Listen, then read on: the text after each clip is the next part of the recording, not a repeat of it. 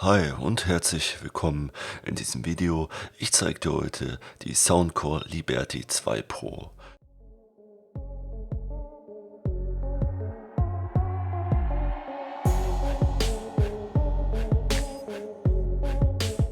Es ist auf jeden Fall ein sehr ausbalanciertes Modell, was Soundqualität, Akkulaufzeit und Lautstärke so angeht. Die Verarbeitung ist auch sehr hochwertig. Es ist mir auch schon mehrere Male runtergefallen und es hat auf jeden Fall bis heute gehalten.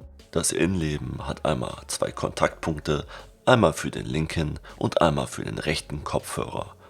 Es besteht aus hochwertigem Klavierlack. Zubehörtechnisch ist da auch einiges bei, einmal für kleine oder große Ohren. Hierbei kann man den Flügel austauschen oder vorne diesen Gumminoppen. Die Kopfhörer sind relativ groß im Vergleich zu anderen Herstellern, aber dafür hat man auch eine längere Akkulaufzeit. Vom Design her finde ich die Kopfhörer sehr neutral, man kann sie auf jeden Fall tragen. Um die Musik an- und auszumachen, muss man einfach diesen kleinen Knopf drücken.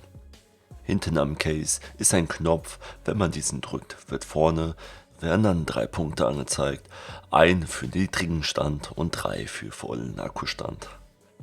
Das Koppeln ist auch relativ einfach, wenn man die Klappe aufmacht, schaltet sich das Gerät automatisch in den Koppelmodus. Hey, hast du noch Fragen? Schreib's in die Kommi. Hat's dir gefallen? Gib mir ein Like, dann wird es stets geteilt.